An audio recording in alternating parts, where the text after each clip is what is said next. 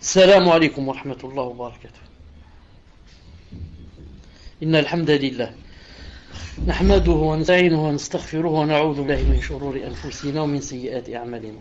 من يهده الله فهو المهتد ومن يضلل فلن تجد له وليا مرشدا. وأشهد أن لا إله إلا الله وحده لا شريك له وأشهد أن محمدا صلى الله عليه وسلم عبده ورسوله. يا أيها الذين آمنوا اتقوا الله حق تقاته ولا تموتن إلا وأنتم مسلمون. يا أيها الناس اتقوا ربكم الذي خلق من نفس واحدة وخلق منها زوجها وبث منهما رجالا كثيرا ونساء واتقوا الله الذي تساءلون به والأرحام إن الله كان عليكم رقيبا. يا أيها الذين آمنوا اتقوا الله وقولوا قولا سديدا يصلح لكم أعمالكم ويغفر لكم ذنوبكم ومن يطع الله ورسوله فقد فاز فوزا عظيما. ألا إن أصدق الكلام كلام الله وخير الهدي هدي محمد صلى الله عليه وسلم وشر الأمور محدثاتها وكل محدثة بدعة وكل بدعة ضلالة وكل ضلالة في النار. حياكم الله عز وجل وبياكم. Donc, Inch'Allah Ta'ala, ce soir, nous sommes, bi'idnillah subhanahu wa ta'ala, une seconde, mercredi 24 Rabi' al-Thani 1434 de l'Hégire, correspondant au 6 mars 2013. Nous sommes au cours numéro 17, dans le livre était nos pieux prédécesseurs. Aujourd'hui, Inch'Allah Ta'ala, on va commencer par parler sur l'appel à Allah et l'enseignement. L'appel à Allah subhanahu wa ta'ala et l'enseignement du bien.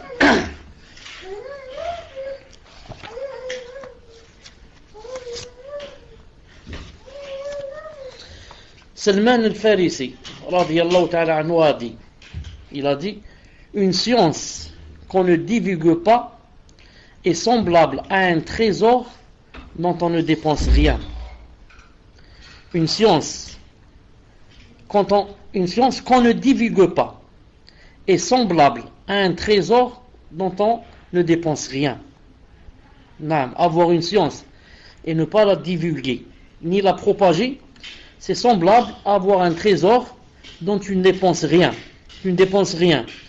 Je ne dis pas pour les autres et les pauvres, même pas pour toi.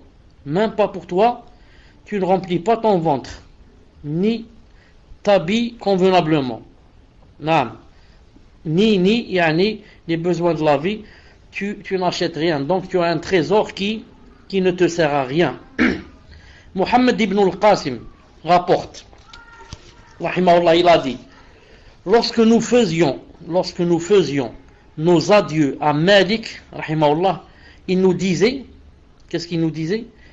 Craignez Allah, propagez cette science, enseignez-la et ne la cachez pas. Craignez Allah, propagez cette science, enseignez-la et ne la cachez pas. D'ailleurs, tous, sûrement, vous connaissez le hadith Ballighu anni walau aya. Propagez de moi, ne serait-ce qu'un verset. Ne propagez de moi, ne serait-ce qu'un verset. Donc, des fois, la personne connaît ce que contient un verset, son sens. Donc, le verset contient un jugement, un hukm, une règle. Donc, elle est avec des gens et peut-être l'occasion est venue, donc il montre ce qu'a dit Allah subhanahu wa ta'ala. Des fois c'est un hadith et le hadith contient sûrement une règle ou bien un jugement. Donc il voit les gens faire une faute ou bien les gens qui disent n'importe quoi, il corrige, il dit le prophète islam a dit ceci, a dit cela, et ainsi tu rentreras dans ceux qui propage la science, bi'idhnillah subhanahu wa ta'ala. Reste que les égarés des tablighs se basent sur ce hadith. Propager de moi ne serait-ce qu'un verset. Ils se basent sur ce hadith et disent donc la science n'est pas obligatoire, ça me suffit de connaître un verset ou les deux et d'aller les propager. Mais le problème c'est que ils ne propagent pas comme ça, ils disent un hadith et ils partent. Mais ils font des doros. Le hadith ne t'a pas dit de faire des douros si tu n'as pas la capacité et tu n'as pas l'aptitude. Non, comment tu fais des douros? Eux ils s'assoient dans les mosquées, ils font des douros. Allah yahdihum. Donc celui qui a une science, il doit la montrer. Là, il doit la propager. Sinon, s'il la cache et la montre pas, ce sera vraiment grave pour lui dans l'au-delà. Lisez ce verset avec moi. Une seconde, je vais me connecter. Inch'Allah ta'ala. Une seconde. Naam. Regarde ce verset en arabe. إن الذين يكتمون ما أنزلنا من بينات والهدى من بعد ما بيناه للناس في الكتاب أولئك يلعنهم الله ويلعنهم اللاعنون. Je demande, Inch'Allah ta'ala, aux admins, quand j'affiche quelque chose, s'ils la voient, de m'écrire numéro 1.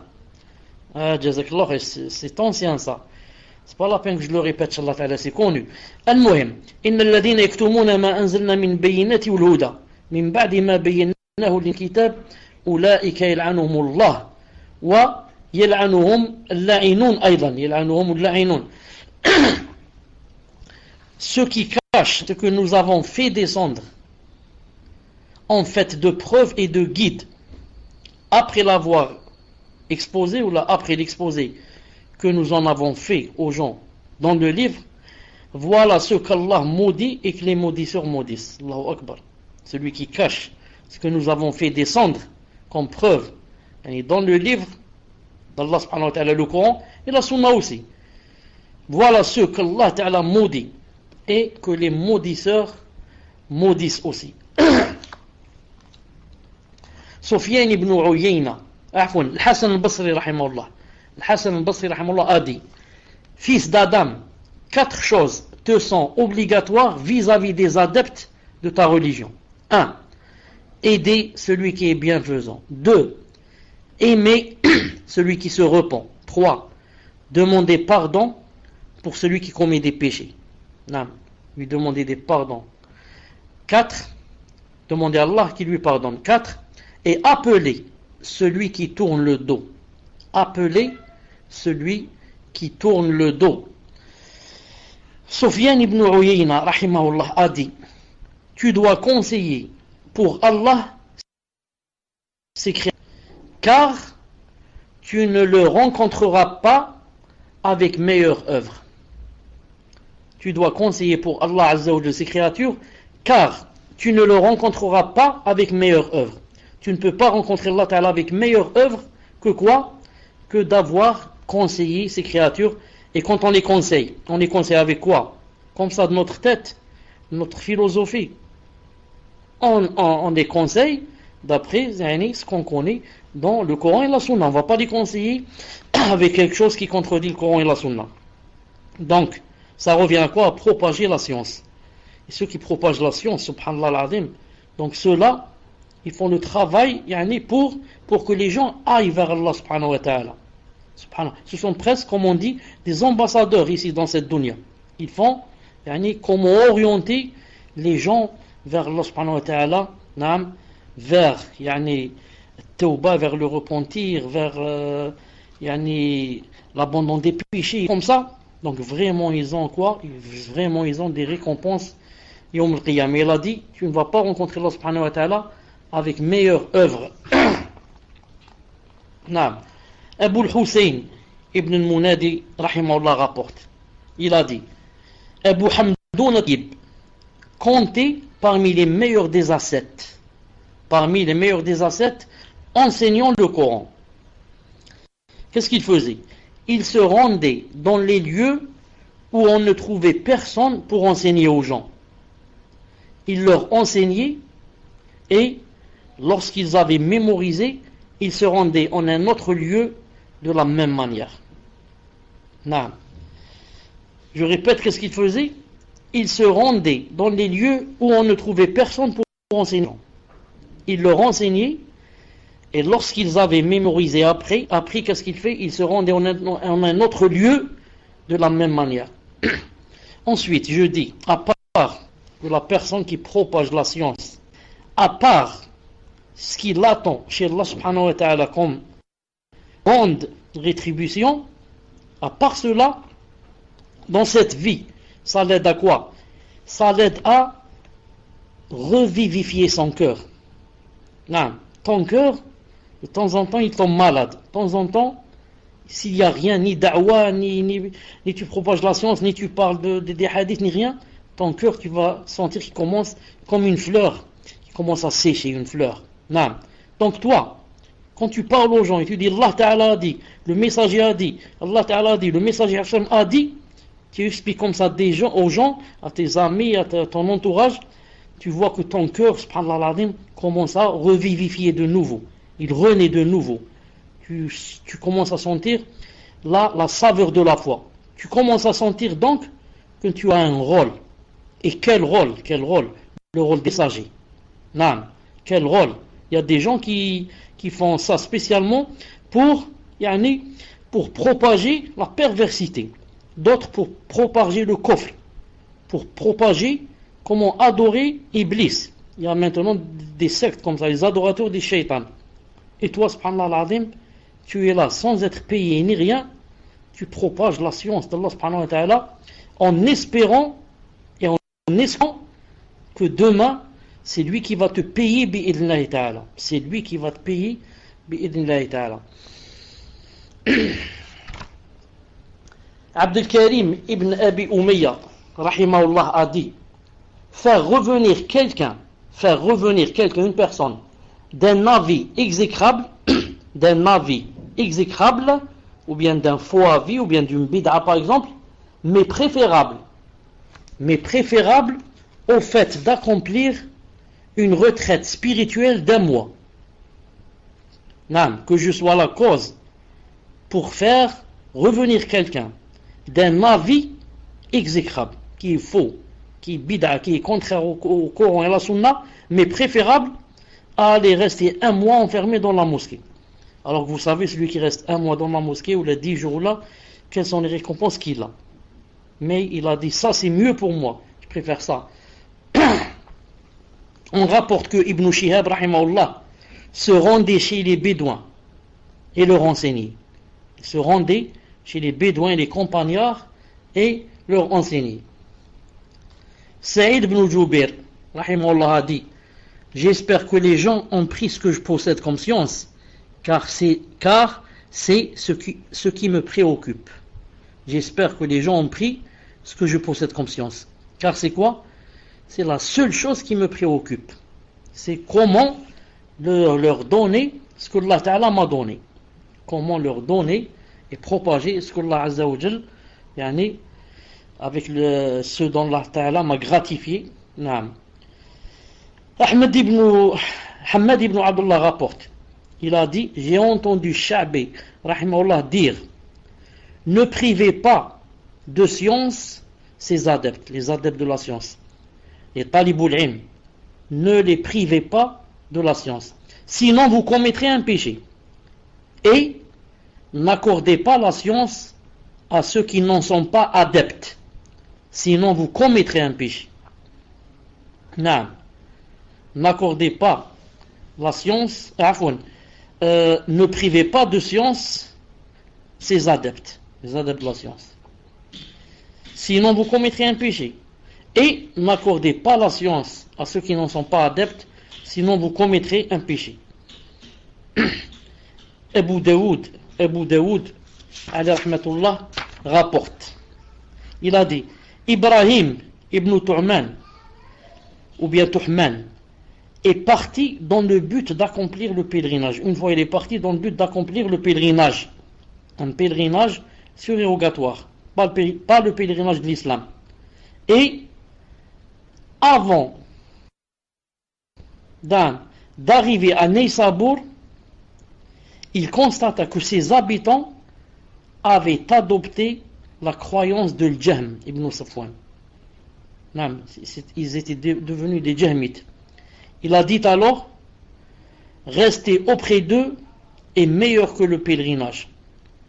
Et il s'installa alors et les fit revenir de la croyance de Jahm ibn Safwan, a'udhu billah, le négateur des attributs d'Allah subhanahu wa ta'ala. Donc il a dit: pour moi, ça c'est mieux que le pèlerinage. Quand je vais au pèlerinage surérogatoire, nafila, qui a gagné? Moi seul. Il n'y a aucune personne qui a profité avec moi. Et quand je reste à apprendre aux gens la aqidah et les orienter et les détourner des fausses croyances, s'ils sont jahmites, s'ils sont tablir, s'ils sont ahbash, je fais des efforts pour les rendre sur le vrai minhaj des salaf. Dans ce cas, c'est mieux que le hajj facultatif.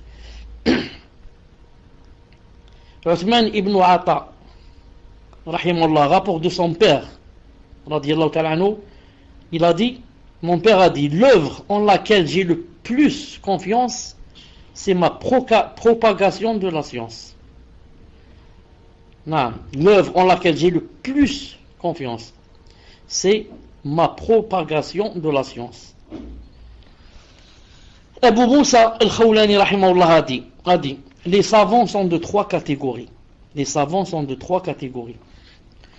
Celui qui a vécu avec sa science, en faisant profiter les gens.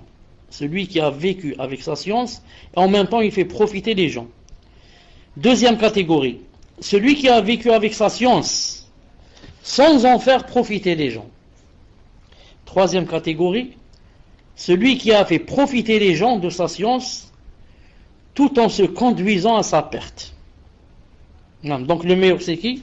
Celui qui a vécu avec sa science en faisant profiter les gens. Celui-là, c'est le meilleur. Vivre avec la science et en faire profiter les gens. Ibn Hibban, rahimahullah, a dit à propos de Abu Qudama as-Sarkhasi.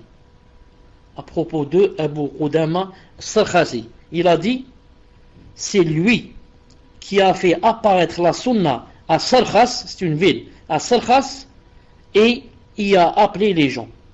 C'est lui qui a fait apparaître la sunna à Sarkhas et y a appelé les gens. Imagine, masha'Allah, imagine que Allah Azza wa Jalla te choisisse et que ça soit toi qui fasse quoi? Qui fasse par exemple propager la sunna dans ton quartier. Ton quartier, ils étaient vraiment loin de la sunna. Et toi, tu as été la cause de propager la sunna. Ou alors de propager l'islam. Ils étaient tous des kuffars dans ton quartier. Et tu as été la cause pour que certains, ou alors beaucoup, sont rentrés en islam. Masha'Allah, masha'Allah. Donc, Yawm al-Qiyamah, qu'est-ce qu'on dira de toi? Wahb ibn Munabbih, rahimahullah, il a dit, celui qui prêche sans science, est semblable à celui qui tire sans corde à son arc. Il tire sans corde à son arc. Il a un arc qui n'a pas de corde. Tu as des flèches et tu as l'arc mais qui n'a pas de corde. Quoi ça sert? Il faut quoi? Il faut la science quand on fait le prêche. Naam. Lorsque Utba al-Ghulam, rahimahullah, rompait son jeûne, il disait à l'un de ses frères qu'il surveillait. Lorsque Utba al-Ghulam rompait son jeûne, il disait à l'un de ses frères qu'il surveillait, lui disait, donne-moi de l'eau ou des dattes. Vous savez, la sunna, c'est de rompre avec des dattes ou bien de l'eau. Donne-moi des dattes, de l'eau, des dattes, afin que je puisse rompre mon jeûne et que tu obtiennes une récompense similaire à la mienne. Non. Et que tu aies et obtiennes une récompense similaire à la mienne. D'un côté, il lui apprend que on rend, quand on jeûne, on rend de préférence le jeûne avec quoi? Avec des dattes ou de l'eau. Quand il lui dit donne-moi de l'eau, des dattes, ça veut dire il lui apprend, c'est comme ça la sunna. Et en même temps, il l'aide à ce qu'il prenne aussi, lui aussi des récompenses. Car vous connaissez tous le hadith de celui qui fait manger quelqu'un qui a jeûné. Et toi, tu as été ici la cause pour qu'il ait mangé aussi. Même s'il n'a mangé que des dattes ou bu de l'eau, mais bidnillah, tu as été la cause de la rupture de son jeûne. Non. Il reste la dernière chose avec laquelle on va terminer ici dans ce chapitre.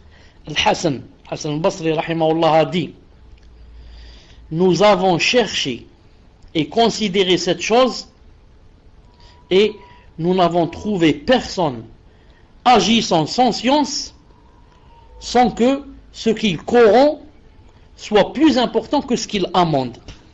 Naam. Nous avons cherché et considéré cette chose, nous avons bien vu dans l'islam qu'est-ce qu'il y a, et nous avons trouvé qu'il n'y a pas une personne qui agisse sans science sans que ça soit ce qu'elle corrompt, du verbe corrompre, soit plus grand et plus important que ce qu'elle amende. C'est comme ça, c'est toujours comme ça. Les personnes qui parlent sans science, ils font plus de mal que de bien.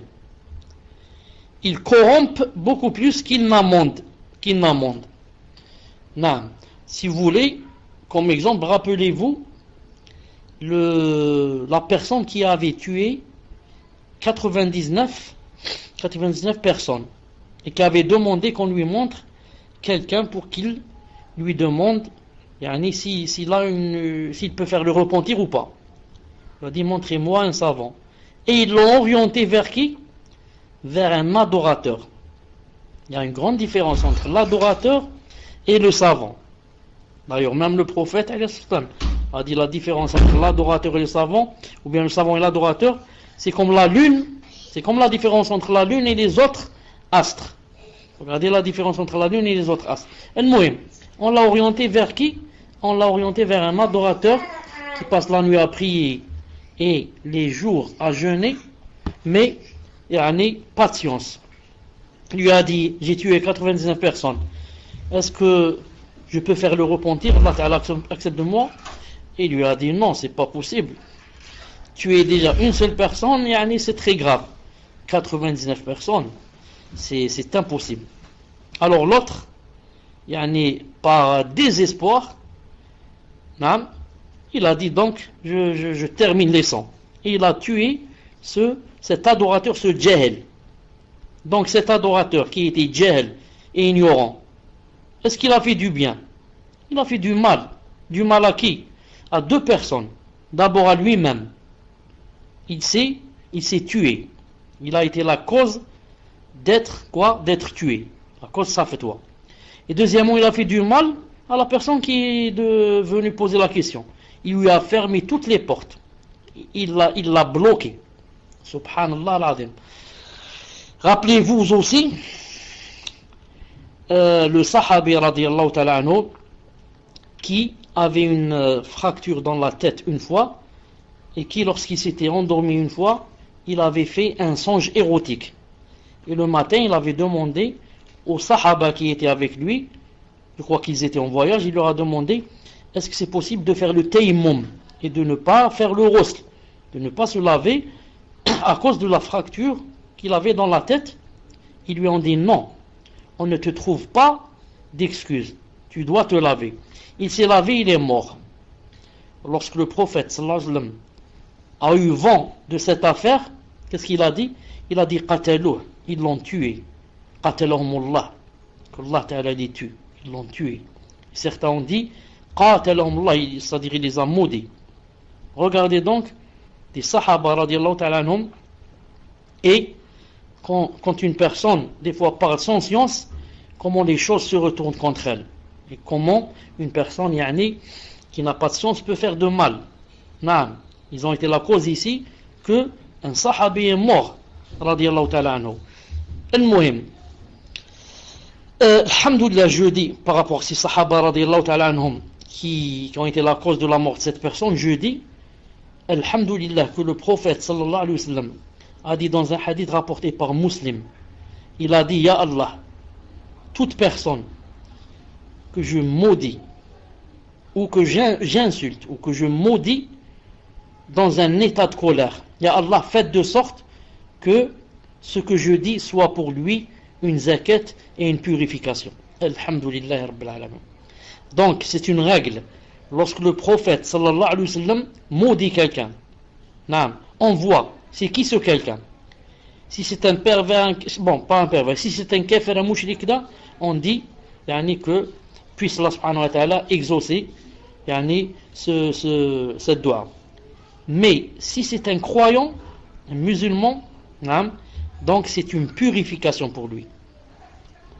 Dans l'apparence, c'est un maudissement. Mais dans le fond, alhamdoulilah, c'est une purification. طيب quelle heure qu'il est؟ نص ساعة نزيدو شوية Voilà, on rentre dans un nouveau chapitre, Inch'Allah Ta'ala. L'amour d'Allah et de son prophète. L'amour d'Allah et de son prophète. L'amour d'Allah et de son prophète, sallallahu alayhi wa alihi wa sallam. Saad ibn Abi Sa'id al-Muqburi, certains disent al-Maqbari, rapporte, il a dit, Marwan est rentré chez Abu Huraira radiyallahu ta'ala anhu lors de la maladie qui entraîna son décès. Et il lui dit, à Abu Huraira, il lui dit, qu'Allah te guérisse, ô Abu Huraira. Il répondit, ô Allah, j'aime ta rencontre. Ô Allah, j'aime ta rencontre. Alors aime ma rencontre. Ô Allah, j'aime ta rencontre. Alors aime ma rencontre. Et vous savez qu'il y a un hadith authentique du prophète sallallahu alayhi wa sallam qui dit que quiconque aime rencontrer Allah subhanahu wa ta'ala, Allah aime sa rencontre. Et le contraire, comme dans ce hadith-là. من أحب لقاء الله أحب الله لقاءه ومن كره لقاء الله كره الله لقاءه. قال الشيخ الألباني صحيح 5964 صحيح الجامع 5964 صحيح الجامع. Quiconque aime la rencontre d'Allah, Allah aime sa rencontre. Et quiconque déteste la rencontre d'Allah, Allah déteste sa rencontre. Donc c'est très clair. Si tu veux rencontrer Allah subhanahu wa ta'ala, il aime te rencontrer. Si tu n'aimes pas le rencontrer, Allah azza wa jal n'aime pas aussi te rencontrer. Si on prend comme ça par apparence du hadith, quand toi tu es seul et tu penses à l'au-delà et tu penses à ce qu'il y a après la tombe, etc., quand tu sais que tu es obéissant à Allah subhanahu wa ta'ala, que tu ne fais pas les grands péchés, que ceci, cela, tu as toujours le cœur, même si tu as un peu peur, mais tu as le cœur apaisé. Demain je vais rencontrer Allah subhanahu wa ta'ala, les messagers, ceci, cela, je sais qu'Allah est pardonneur, et même si j'ai des fautes, ceci, cela. Mais si la personne sait par exemple qu'elle ne prie pas, qu'elle fait des grands péchés, etc., elle ne veut même pas penser à la rencontre d'Allah. Même si on lui parle de ça, elle essaye de détourner le sujet. Elle n'aime pas parler de ces choses. Te dit, laisse-moi vivre, ne parle pas de ces choses, on va tous mourir, là, ça s'arrête là. Ça, c'est pour certains musulmans, je ne parle pas des kuffars. Mais, le hadith aussi a un autre sens. C'est quoi l'autre sens? Regardez ce hadith qui عن عائشة رضي الله تعالى عنها أن رسول الله صلى الله عليه وسلم قال من أحب لقاء الله أحب الله لقاءه ومن كره لقاء الله كره الله لقاءه فقيل يا رسول الله c'est affiché فقيل يا رسول الله كراهية لقاء الله في كراهية لقاء الموت فكلنا يكره الموت قال لا إنما ذلك عند موته إذا بشر برحمة الله ومغفرته أحب لقاء الله فأحب الله لقاءه وإذا بشر بعذاب الله كره لقاء الله نعم وكره الله لقاءه صحيح أخرجه البخاري ومسلم. D'après Aïcha radiyallahu ta'ala anha, elle a eu un petit problème avec ce hadith. Qu'est-ce qu'elle a dit? Elle a dit au messager d'Allah, s'agit-il du fait de détester la mort? Chacun de nous déteste la mort. Il n'y a pas une personne qui aime la mort. Le prophète lui a dit, ce n'est pas cela. C'est plutôt lorsque les anges annoncent aux croyants la bonne nouvelle de la miséricorde d'Allah, de sa satisfaction de lui, et de son paradis, alors il aime la rencontre d'Allah et Allah aime sa rencontre. Et certes le mécréant, lorsque les anges lui annoncent la nouvelle du châtiment d'Allah et de sa colère, alors il déteste la rencontre d'Allah et Allah Ta'ala déteste sa rencontre. Donc le prophète, quand il parlait de celui qui aime la rencontre d'Allah, Allah aime sa rencontre, et vice versa, il voulait parler de celui qui est dans l'agonie, celui qui est en train d'agoniser. Là, vous savez, la dernière minute, disons, quand son âme va sortir, s'il est des gens du paradis, des gens pieux, etc., on va lui annoncer la bonne nouvelle. Donc, ça va lui faire plaisir, bien sûr. Il va souhaiter rencontrer Allah. Non, souhaiter le rencontrer, être très ravi de cette nouvelle. Et s'il était mécréant, on va lui annoncer la bonne nouvelle, que c'est la mauvaise nouvelle, que c'est l'enfer qui l'attend, et le supplice, le grand châtiment, etc. Donc, il va détester la rencontre d'Allah. Alors Allah Ta'ala va va détester sa rencontre. Abdullah ibn Mas'ud, radiyallahu ta'ala anhu, le grand sahabi, a dit: celui qui veut savoir s'il aime Allah et son messager, regarde, il va te donner un signe sur lequel tu vas te baser pour savoir si tu aimes Allah et son messager ou pas. Il a dit: celui qui veut savoir s'il aime Allah Azza wa Jal et son messager, qu'il regarde s'il aime le Coran, c'est qu'il aime Allah et son messager. Est-ce que tu aimes le Coran? Non. Tu aimes lire le Coran? Tu vénères ce Coran? Dans ce cas, tu aimes Allah subhanahu wa ta'ala et son messager. Car il y a des gens qui n'aiment pas le Coran. Et il y a des gens qui disent que ça ne vient pas d'Allah. Et il y a des gens qui disent que ça contient des contradictions dans le Coran. On a qui disent qu'il y a même des mensonges, il y a des fautes dans le Coran, il y a ceci, il y a cela. Les rawafid, les chiites, Allah Ta'ala les maudissent, disent que ce Coran est falsifié. Au point où quelqu'un qui s'appelle Qummi a écrit un livre spécialement sur cela. Il a dit, dans le titre du livre, il a dit Ayat al-Bayinat fi itbat tahrif kitab Rabb al-Arbab, ou quelque chose comme ça. Il a dit des signes évidents dans son livre, à peu près, c'est ça son sens, que le Coran est falsifié. Voilà les signes évidents, il a écrit un livre, A'udhu Billah. Le Coran est falsifié. Donc, si on dit que le Coran est falsifié, donc c'est sûr que si je te dis que notre mère Aïcha n'a rien fait, qu'elle était chaste, et qu'il y a du Coran qui est descendu pour prouver sa chasteté, tu vas me dire non, il est falsifié. Non. Le vrai Coran, il est chez le Mahdi, qui est caché dans un garage. C'est lui qui a le vrai Coran. Votre Coran, il est falsifié. Et dans le vrai Coran, il n'y a que Aïcha a fait la zina d'après eux. Qu'Allah Ta'ala les maudisse. C'est pour ça qu'Allah Ta'ala les a punis. La plupart de leurs femmes et leurs filles font la zina. Avec quoi? Avec une couverture du mariage temporaire. Voilà, je te donne 1 euro et on se marie une demi-heure. Je te donne 2 euros ou 10 euros et on se marie 3 jours. Et comme ça. La plupart de leurs femmes et de leurs filles font comme ça. Ça s'appelle le mariage temporaire. Si tu ne fais pas ça, tu n'es pas rafidi. Tu ne fais plus partie des chiites. Ils ont voilà. Ils ont des bases pour être chiite et rafidi. Il faut entre autres, par exemple, accepter le mariage temporaire. Donc ça, c'est quoi en fait? C'est, Wallahu alam, je dis Wallahu alam, c'est Allah Ta'ala, la punition d'Allah Ta'ala. Vous avez parlé sur Siddiqatu bint Siddiq, Aïcha, la fille du meilleur homme sur terre. Sur terre. Depuis que j'ai créé les cieux et la terre, c'est lui le meilleur homme après les messagers. Donc vous avez parlé de sa fille, moi je vais vous punir.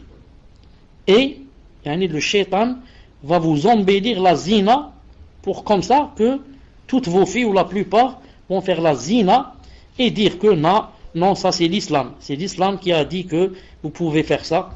Puisse Allah subhanahu wa ta'ala nous préserver.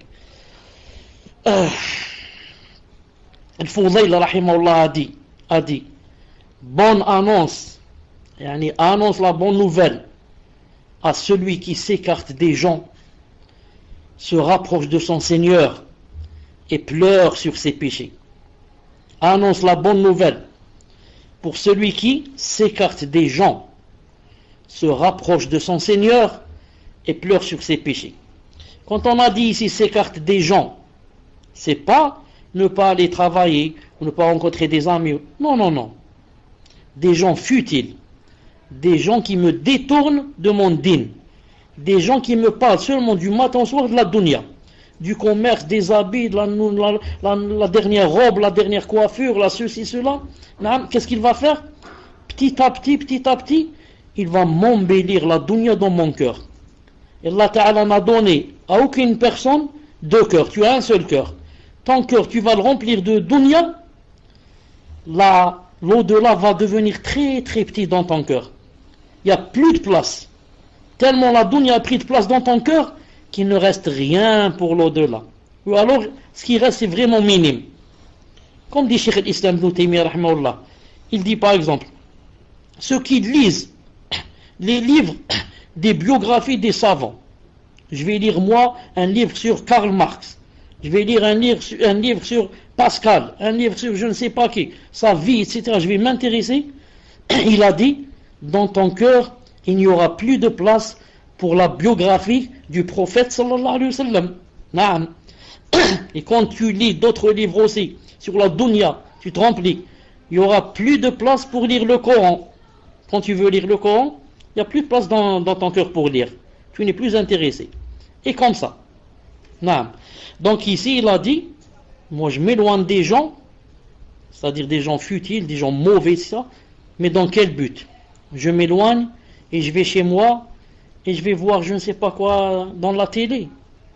Quelque chose de haram? Non. Je m'éloigne pour me rapprocher de mon Seigneur et pleurer sur mes péchés. C'est pour ça que le prophète sallallahu alayhi wa sallam a dit dans un hadith authentique. J'avais pas ce hadith dans la tête, sinon je l'avais préparé. Il a dit sallallahu alayhi wa sallam, وَلْيَسَعْكَ بَيْتُكَ أمسك عليك لسانك وليسعك بيتك وابكي على خطيئتك. Al-Albani a dit sahih. Il a donné trois ordres. Il a dit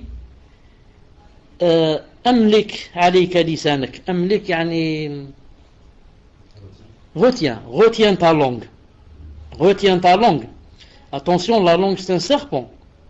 La langue c'est un serpent d'un côté, mais de l'autre, ça peut être quelque chose qui te pourrait rentrer au paradis. Mais ça peut se renverser en serpent qui va te piquer et te faire rentrer en enfer. A'udhu billah. Al-Muhim. Il a dit, alayhi salam, retiens ta langue. وَلْيَسَعْكَ بَيْتُكَ. Et que ta maison te suffit. Naam, reste dans ta maison où tu veux aller. Que ta maison te suffise. Naam. Ça veut dire où est-ce que tu vas comme ça à droite à gauche dans des endroits où tu ne retires aucun intérêt. Reste dans ta maison, que ta maison te suffise. Tu vas dire, qu'est-ce que je reste faire dans la maison? Il t'a dit, comme ce qu'on vient de lire dans le livre, il t'a dit, retiens ta langue, reste dans ta maison et pleure sur tes péchés. Non, tu n'as rien à faire. Assis-toi et commence à compter combien de péchés tu as fait dans ta vie. Combien de grands péchés tu as fait dans ta vie. Et prends un mouchoir et commence à pleurer. Pleure et essuie. Pleure et essuie. Pleure et essuie, demande pardon à Allah. Pleure et demande pardon à Allah subhanahu wa ta'ala. Non, c'est mieux que d'aller tourner à droite à gauche pour se remplir de séi'at et revenir à la maison. Al-Hassan al-Basri, rahimahullah, il a dit, ô fils d'Adam, aime Allah et il t'aimera. Et sache que tu n'aimeras Allah que lorsque tu aimeras lui obéir. Je répète, aime Allah et il t'aimera. Non. Et sache que tu n'aimeras Allah subhanahu wa ta'ala que lorsque tu aimeras lui obéir. Pour dire que celui qui dit j'aime Allah, alors qu'il lui désobéit, c'est quoi? C'est un menteur. J'aime Allah et il lui désobéit. J'aime quelqu'un, j'aime ma femme et du matin au soir je la frappe. Et je la balafre avec un couteau. Et je lui donne un coup de pied et je lui dis va passer la nuit dehors. Et je lui donne pas à manger. C'est ça l'amour. Si je l'aimais vraiment, je l'aurais gâté. Alors toi, comment d'un côté tu dis j'aime Allah et de l'autre tu l'insultes, tu bois l'alcool, tu n'es pas voilé, tu fais pas la salade, tu dis des choses qu'Allah n'aime pas. Où est donc l'amour d'Allah subhanahu wa ta'ala? Si vraiment tu l'aimais, c'est d'abord tu aimerais lui obéir. C'est pour ça que certains ont prétendu qu'ils aimaient le prophète sallallahu alayhi wa sallam. Alors Allah Ta'ala a fait descendre un verset. Ils ont prétendu qu'ils aimaient Allah. Alors Allah Ta'ala a fait descendre un verset. قُلْ إِن كُنْتُمْ تُحِبُّونَ اللَّهَ فَاتَّبِعُونِ يُحْبِبْكُمُ اللَّهُ وَيَغْفِرْ لَكُمْ ذُنُوبَكُمْ. Dis, Ya Rasulallah, dis-leur, si vraiment vous aimez Allah subhanahu wa ta'ala, alors suivez le prophète alayhi salam et il vous aimera, c'est-à-dire Allah. Donc, l'islam, c'est pas une question de prétention et de dire, moi j'aime Allah, j'aime ceci, j'aime cela. Plutôt ne parle pas, mais laisse les actes parler. Laisse tes actions parler. Ce sont elles qui parlent à ta place. On n'a pas besoin que tu dises j'aime Allah ou j'aime le prophète. Laisse-nous voir seulement tes actions. C'est pour ça que les juifs, quand ils ont dit dans un verset, d'ailleurs, ce serait mieux que je cherche les versets. Attendez, je vais vous sortir les versets, c'est mieux. Une seconde, je dois allumer un programme qui cherche les versets, une seconde. Les juifs, quand ils ont dit que nahnu abna'ullahi wa ahibba'uh, c'est-à-dire ils ont dit que nous sommes abna'ullah, nous sommes les fils d'Allah subhanahu wa ta'ala et les plus aimés de lui, ou bien les bien aimés. Attendez, je vais le chercher ici en français. Une seconde. نحن أبناء الله وأحباؤه أبناء الله أبناء الله عفوا j'ai écrit en français une seconde أبناء الله أبناء الله voilà donc j'ai le verset ici devant moi.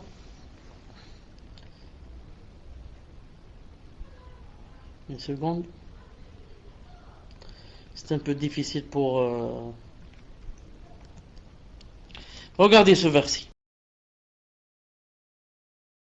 Les juifs et les chrétiens ont dit, nous sommes les fils d'Allah, c'est préféré. Allah Ta'ala a dit, pourquoi donc vous châtie-t-il pour vos péchés? Si vraiment tu es aimé Allah subhanahu wa ta'ala et que tu étais le préféré, est-ce qu'Allah t'aurait châtié? Hein? Comme j'ai dit tout à l'heure, quand on aime quelqu'un, on le gâte ou bien on le châtie. On le gâte. Donc vous dites que vous aimez Allah Ta'ala, vous êtes les fils d'Allah et vous êtes les préférés. Si vous êtes ses fils et ses préférés, normalement il vous aurait gâté. Dis pourquoi alors vous châtie-t-il pour vos péchés? Naam. Al-Muhim. Qu'est-ce que je disais, Bak? Donc je disais, tu n'aimeras Allah subhanahu wa ta'ala que lorsque tu aimeras lui obéir. Muhammad ibn Na'im rahimahullah a dit, le cœur qui aime Allah azza wa jal aime la fatigue et la peine pour Allah, car on ne peut parvenir à l'amour d'Allah par le repos. Le cœur qui aime Allah azza wa jal aime la fatigue et la peine pour Allah, car on ne peut parvenir à l'amour d'Allah par le repos. Si vraiment tu aimes Allah subhanahu wa ta'ala, tu es prêt à te fatiguer, à peiner à cause de lui.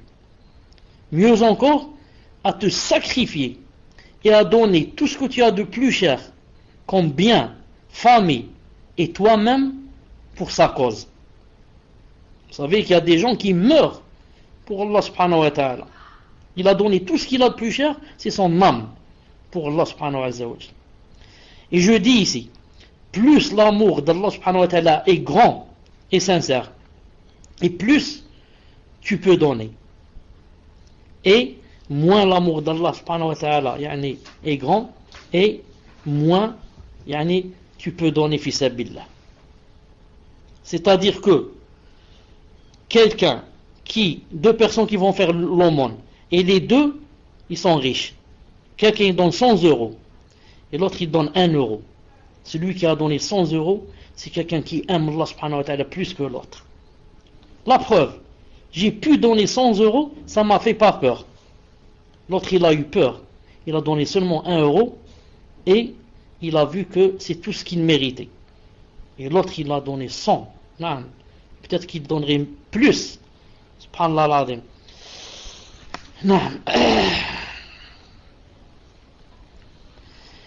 Urwa al-Bariqi rahimahullah a dit, l'amour d'Allah azza wa jal consiste en l'amour du Coran, Et l'amour du messager sallallahu alayhi wa sallam consiste en la pratique de la sunna.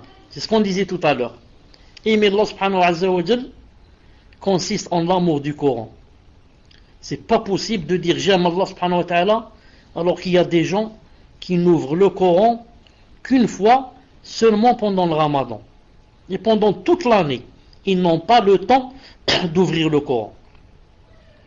Il y en a d'autres qui disent on est musulmans, et qui jamais de leur vie n'ont ouvert le Coran, ni pendant le Ramadan, ni pendant les autres mois. Qu'en pensez-vous?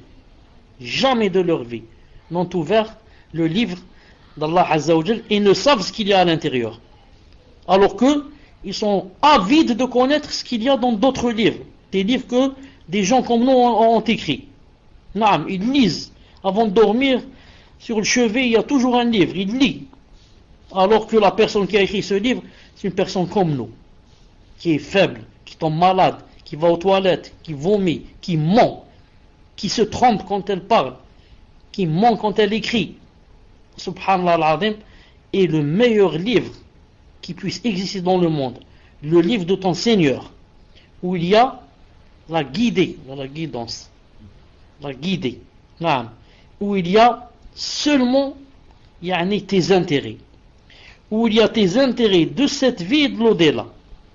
Un livre descendu spécialement pour que tu vives comme le plus heureux sur terre. Ma anzalna alayka al-Qur'ana litashqa. Regardez ce verset, on va voir comment il est en français. Ma anzalna alayka al-Qur'ana litashqa. Une seconde.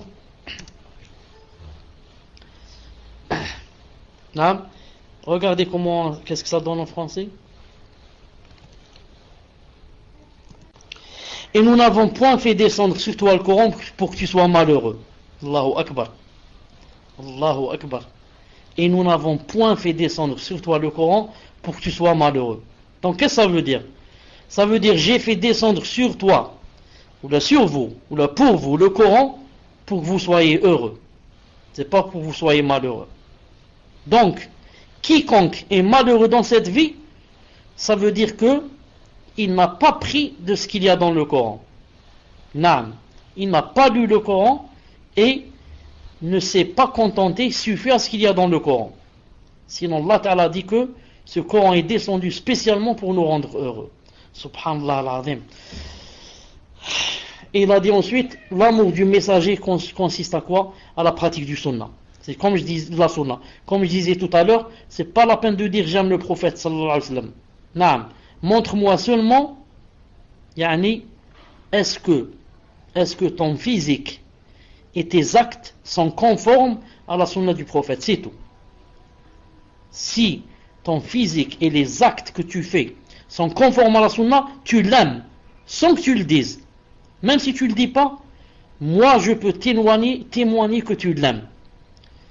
Et le contraire. Tu peux dire j'aime le prophète sallallahu alayhi wa sallam, mais ne rien appliquer de sa sunna. Et avoir un physique vraiment en contradiction avec ses préceptes. Donc, ça ne te sert à rien de dire j'aime le prophète sallallahu alayhi wa sallam. Tu es un menteur.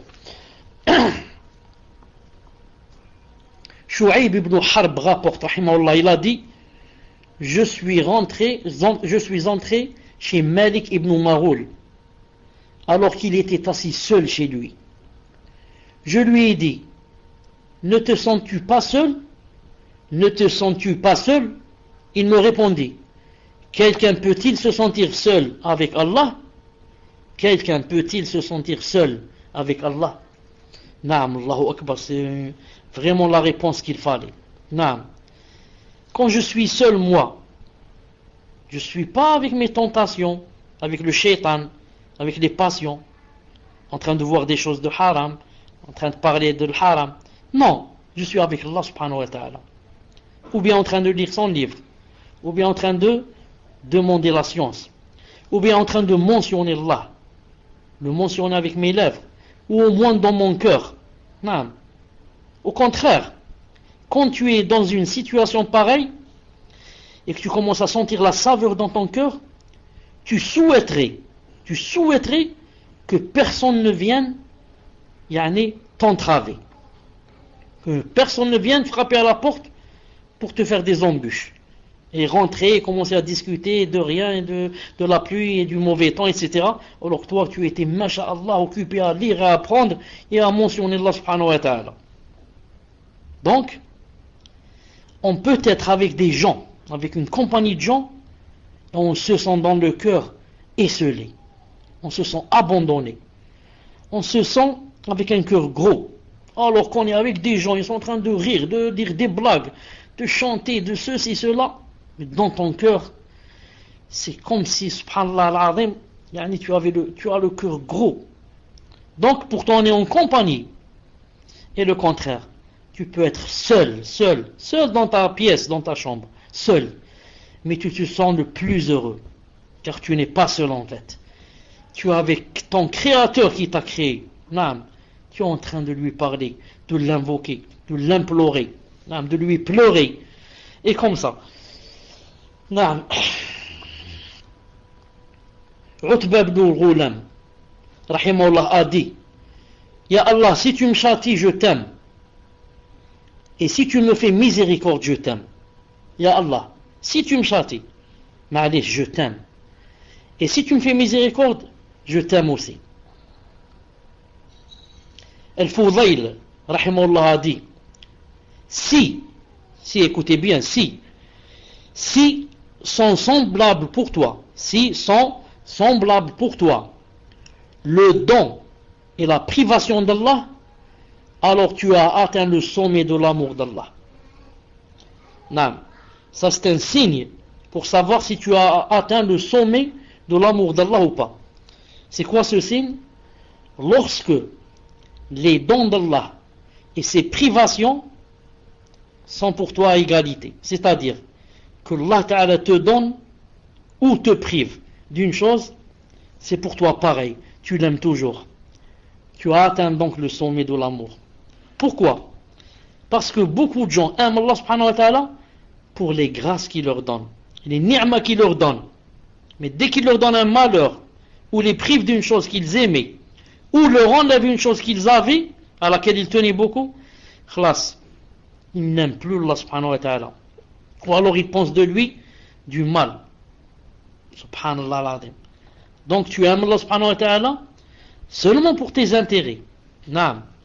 Seulement, si tu veux savoir si tu as atteint le sommet de son amour, c'est lorsque il te donne ou il te prive, c'est la même chose pour toi. Dans ce cas, tu as vraiment atteint le sommet de l'amour d'Allah subhanahu wa ta'ala. Haram ibn Hayyan rahimahullah il a dit: pas un serviteur ne s'est tourné par son cœur vers Allah subhanahu wa ta'ala sans qu'Allah ne tourne les cœurs des croyants vers lui jusqu'à lui accorder leur miséricorde. Subhanallah al-azim. Pas un serviteur ne tourne son cœur vers Allah subhanahu wa ta'ala sans que la récompense soit quoi? Sans que Allah ta'ala ne tourne les cœurs des croyants vers lui jusqu'à lui accorder leur miséricorde.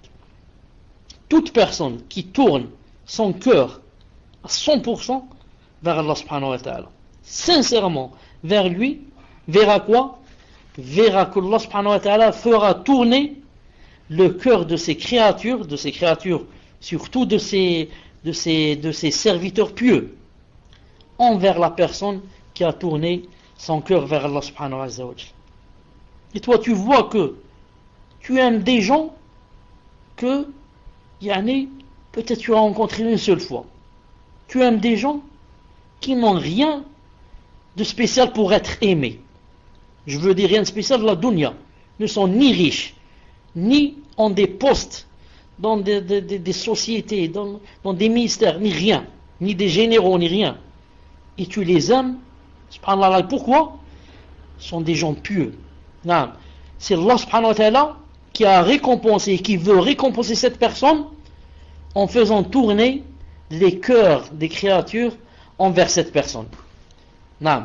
D'ailleurs, Allah subhanahu wa ta'ala dit dans un verset: Inna alladhina amanu wa amilu salihat sayaj'alu Allahu lahum wudda. Sayaj'alu Allahu lahum wudda. ça donne dans le verset, bon, faut que j'écrive سيجعل الله لهم ودا الله لهم ودا ودا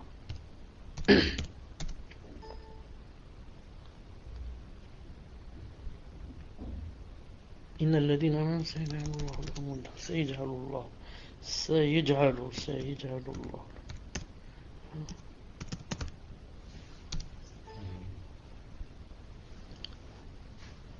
ها قيتها la fin taha. J'ai pas trouvé ici. سيجعل لهم الله نغلط.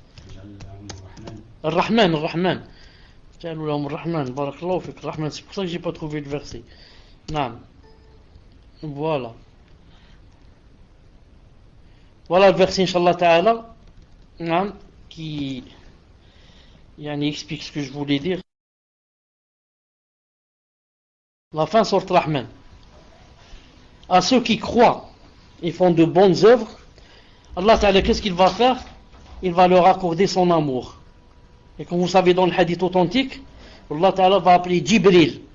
Et il lui dit, Jibril, j'aime X des gens, il va te citer avec ton nom. Aime-le. Ordre de l'aimer. Alors Jibril va appeler ensuite les anges, il va leur dire, Allah Ta'ala a aimé X. Et aimez-le vous aussi. Ensuite, Allah Ta'ala va faire descendre quoi? L'amour de cette personne dans les cœurs des gens. Subhanallah al-Azim. Tu veux, si tu le veux, à aimer une personne que tu connais même pas. Subhanallah, juste parce que cette personne est aimée par Allah Subhanahu wa Ta'ala. Cette personne, Allah Subhanahu wa Ta'ala l'a aimée. Yathir rahimahullah a dit, nous avons observé et n'avons pas trouvé de grande délectation, de grande joie que l'amour d'Allah Azza wa Jal et la recherche de son agrément. Il n'y a pas une plus grande joie que dans l'amour d'Allah subhanahu wa ta'ala et la recherche de son agrément, que Allah subhanahu wa ta'ala soit ravi de toi. Il n'y a pas une plus grande joie que celle-là. D'ailleurs, même Allah subhanahu wa ta'ala a dit dans le Coran, il a dit قُلْ بِفَضْلِ اللَّهِ وَبِرَحْمَتِهِ فَبِذَلِكَ فَلْيَفْرَحُوا هُوَ خَيْرٌ مِمَّا يَجْمَعُونَ. Naam. Dit de la grâce d'Allah et de sa miséricorde. Voilà de quoi les gens devraient se réjouir. Ils devraient se réjouir. C'est bien mieux que tout ce qu'ils amassent. Cheikh Saadi rahimahullah a dit ici, la grâce d'Allah, il a dit c'est le Coran. Et sa miséricorde, il a dit c'est l'islam et l'iman. Il a guidé. Naam. Il a dit c'est de cela que la personne devrait se réjouir.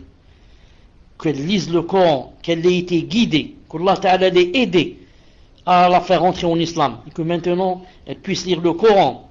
Naam, elle a la foi, elle fait la prière, elle obéit à Allah Subhanahu wa Ta'ala.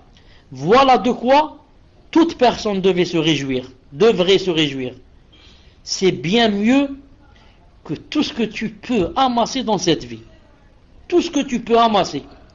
Si tu n'as pas la foi, il n'y a pas l'amour d'Allah, son obéissance, tu n'as rien gagné. Au contraire, toutes ces choses vont se renverser contre toi. C'est pour ça que plusieurs milliardaires se sont suicidés et se suicideront jusqu'à la fin du monde. Des milliardaires. Pourquoi ils se suicident? Il a tout. Il n'a pas quoi? Il n'a pas la grâce d'Allah et sa miséricorde. Il n'a pas la grâce d'Allah et sa miséricorde. Il n'a pas un apaisement dans le cœur. L'argent, tout l'argent du monde, tous les biens du monde ne donnent pas quoi? Ne donnent pas l'apaisement du cœur. Sauf la grâce d'Allah et l'amour d'Allah et l'iman qui donnent l'apaisement du cœur. D'où tu trouves un milliardaire qui se suicide. Et quelqu'un de très pauvre et impieux qui se sent le plus heureux. Comme a dit le prophète sallallahu alayhi wa sallam, il a dit Man asbaha aminan fi sirbih. Il a dit quiconque de vous se trouve en sécurité chez lui. Man asbaha aminan fi sirbih. Mu'afan fi jasadihi. il se trouve préservé dans son corps. Yamliku quta yawmih, et il possède le bien de sa journée. Il a dit فكأنما حيزت له الدنيا بحذافيرها. Il a dit c'est comme si toute la dunya, cette personne l'a possédée. Subhanallah al-Azim. Si tu as trois choses seulement, c'est comme ça qu'il faut vivre. Il faut vivre avec la balance que tu as dans ton cœur de l'islam. C'est pas tu vas peser sur des concepts des kuffars. Non. Pour le kafir, pour être heureux, il faudrait que tu aies toute la dunya. Mais regarde le prophète, qu'est-ce qu'il te dit? Il te dit, c'est comme si tu avais toute la dunya si tu as trois choses. Tu es en sécurité chez toi. Ton corps, tu n'as pas de problème dans ton corps. La santé, alhamdoulilah. Comme il a dit, il a dit, ni'matan maghbounun fihima kathirun min nas. Il a dit, il y a deux ni'mas que les gens, qui disons, se renversent contre les gens. Il a cité la santé. Donc, je reprends, il a dit trois choses. Sécuriser chez toi. Tu as la santé et tu possèdes le bien de ton jour. Ton jour, pour les gens qui carrent pour des années et des années. Il a dit, si tu as le bien de ton jour, et la santé, tu es sécurisé chez toi, c'est comme si toute la dunya tu l'avais. C'est toi le plus heureux. Donc je disais, Allah Ta'ala a dit, c'est de la grâce d'Allah et de sa miséricorde qu'il devait se réjouir. C'est pas d'autre chose. C'est pour ça que Allah Ta'ala a cité que le peuple de Corée, de Qarun, qu'est-ce qu'ils lui ont dit? Lorsque Allah Ta'ala a dit, Inna Qaruna kana min qawmi Musa fabaga alayhim wa ataynahu min kunuz ma inna mafatihahu latanu bil usbati uli al-quwwa id qala lahu qawmuhu. Qu'est-ce qu'ils lui ont dit? La tafrah inna Allah la yuhibbu al-farihin. La tafrah inna Allah la yuhibbu al-farihin. En vérité, Corée, Qarun, était du peuple de Moïse, mais il était empli de violence envers eux. Nous lui avons donné des trésors dont les clés pesaient lourd à toute une bande de gens. Une bande de gens ne pouvait pas prendre la clé pour ouvrir l'armoire où il y avait des trésors. Son peuple, qu'est-ce qu'il lui a dit? Ne te réjouis pas. Donc pour dire que c'est pas de l'or qu'on devrait se réjouir. Non, ne te réjouis pas. On devrait se réjouir si on avait la grâce d'Allah, il iman, et on fait la prière à l'heure, et on obéit à Allah, et on a peur de lui. Là, je me réjouis. Et je dis alhamdoulilah pour cette grande ni'ma. Quant à amasser ce qu'il y a dans cette vie, ça ne donne pas le bonheur. Ça ne donne pas le bonheur. Non.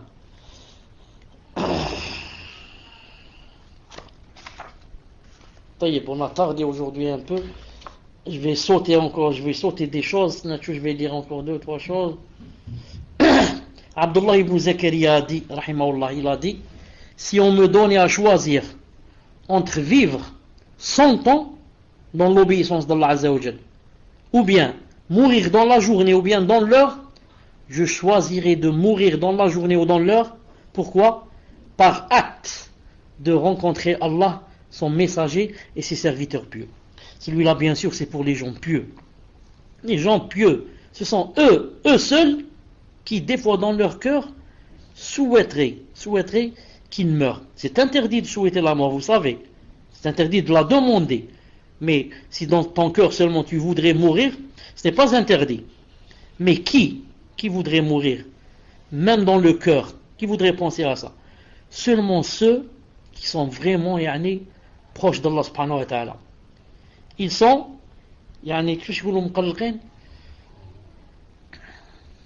ils voudraient, ils ont hâte pour rencontrer Allah subhanahu wa ta'ala. Ils sont soucieux de le rencontrer. Tandis que les autres, non. Ils voudraient vivre le maximum. C'est pour ça que Allah subhanahu wa ta'ala dit dans un verset, il a dit فَتَمَنَّوُا الْمَوْتَ إِن كُنْتُمْ صَادِقِينَ. Il a dit, si vous étiez sincère, alors vous auriez demandé la mort. Si vous étiez sincère, vous auriez demandé la mort. Il a dit ça aux enfants d'Israël. طيب. Asim ibn Muhammad al-Umari rapporte de son père, il a dit, je n'ai jamais entendu Ibn Omar radiallahu ta'ala anhu mentionner Allah, mentionner le prophète sans pleurer. Je n'ai jamais entendu Abdullah ibn Omar radiallahu ta'ala anhu mentionner le prophète sallallahu alayhi wa sallam sans pleurer.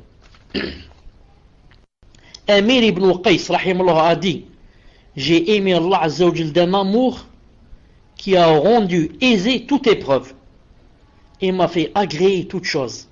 Ainsi, avec l'amour que je porte en Allah subhanahu wa ta'ala, pour Allah subhanahu wa ta'ala, peu importe ce qui m'arrive, au soir ou au matin. Non, peu importe ce qui m'arrive. L'essentiel, je sais que ça vient d'Allah. Et moi, j'aime Allah subhanahu wa ta'ala.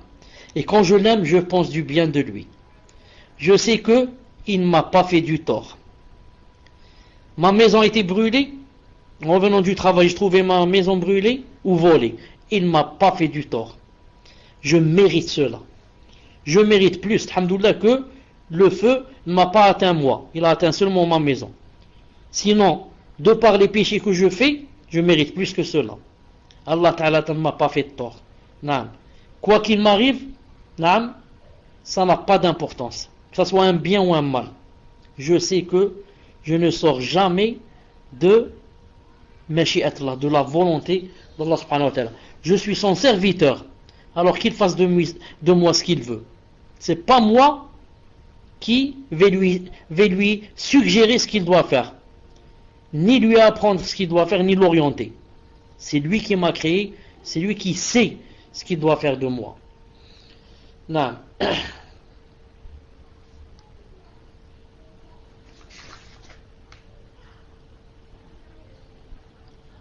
Abu Razin rahimahullah rapporte, il a dit, on demande à Abdullah ibn Abbas radiyallahu ta'ala, écoutez ce qu'on lui demande. On lui demande, c'est pas Abdullah, l'Abbas, on lui demanda, qui de toi ou du prophète alayhi salam est le plus grand? Qui de toi ou du prophète est le plus grand? Il répondit, il est le plus grand et je suis né avant lui. Qui est le plus grand, toi ou le prophète sallallahu alayhi wa sallam? Il a dit, c'est lui le plus grand, pourtant je suis né avant lui.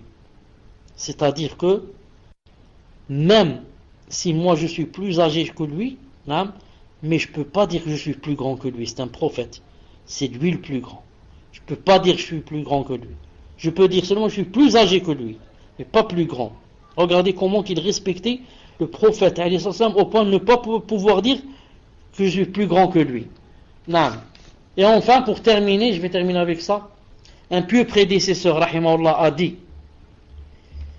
que bien manquer à celui qui trouve Allah, et que peut bien trouver celui qui a perdu Allah, ou le perd Allah.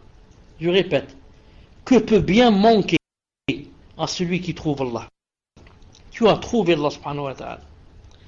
Tu étais dans les tréfonds des ténèbres. Tu étais dans le gouffre.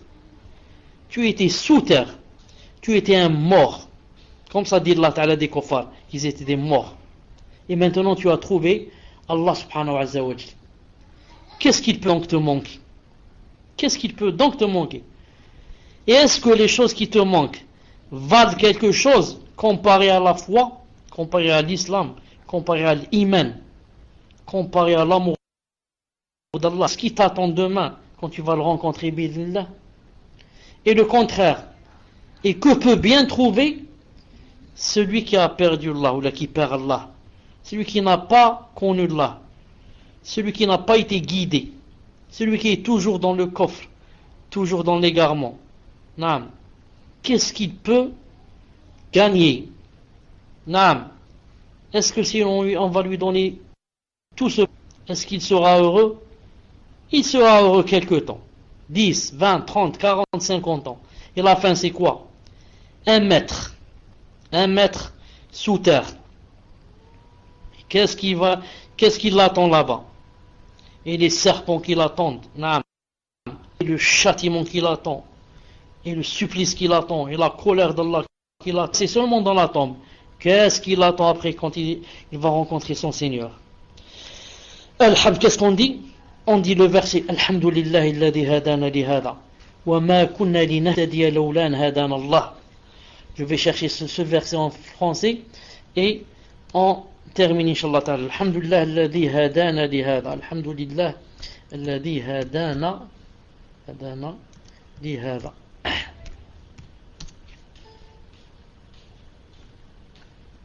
Alhamdulillah alladhi hadana li hada wa ma kunna linahtadiya lawla an hadana Allah. J'ai pas encore trouvé en arabe. Alhamdulillah alladhi hadana. Alhamdulillah.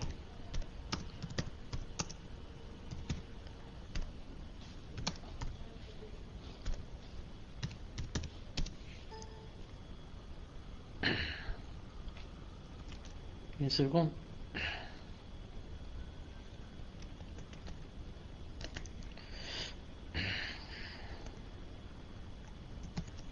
Voilà le verset avec lequel, Inch'Allah Ta'ala, on va.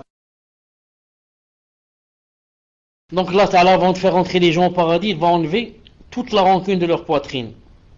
Et sous eux couleront des ruisseaux. Et qu'est-ce qu'ils vont dire? Alhamdulillah alladhi hadana li hada. Alhamdulillah. Louange Allah qui nous a guidés à ceci. Et nous n'aurions pas été guidés si Allah Ta'ala nous avait pas guidés. Naam. Les messagers de notre Seigneur sont venus avec la vérité. Qu'est-ce qu'on va leur dire donc? Voilà le paradis que vous avez donné, ou que vous aurez en héritage pour ce que vous faisiez. Naam. Donc premièrement, alhamdulillah qui nous a guidés. Deuxièmement, s'il ne nous avait pas guidés, jamais on serait guidé. Et troisièmement, on va hériter quoi? Un paradis Yawm al-Qiyamah. Tu vas l'hériter en contrepartie de quoi? De ce que vous faisiez. Ce que vous faisiez. Non, il faut faire. Alladhina amanu wa amilu salihat. Ceux qui ont cru et ont fait de bonnes œuvres. C'est pas seulement espérer et prétendre. Non, faire. Voilà le paradis que vous avez donné votre héritage pour ce que vous faisiez.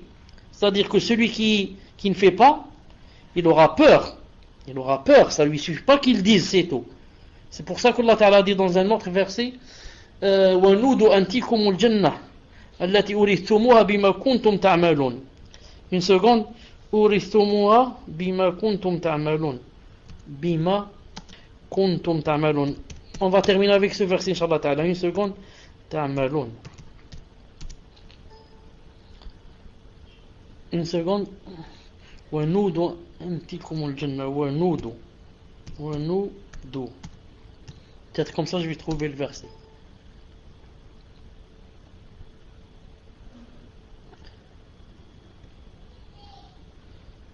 ونود أنتكم الجنة أورثتموها ونود أنتكم الجنة أورثتموها بما كنتم تعملون أورثتموها. Des fois c'est pas écrit comme il se faut. C'est pour ça que ça marche pas. Cherche. Non, je vais voir ce verset. Une seconde. Tel est ce paradis. Voilà le verset, Inch'Allah Ta'ala. On termine avec ce verset pour dire que le paradis, on ne l'hérite pas seulement en parlant, mais en faisant.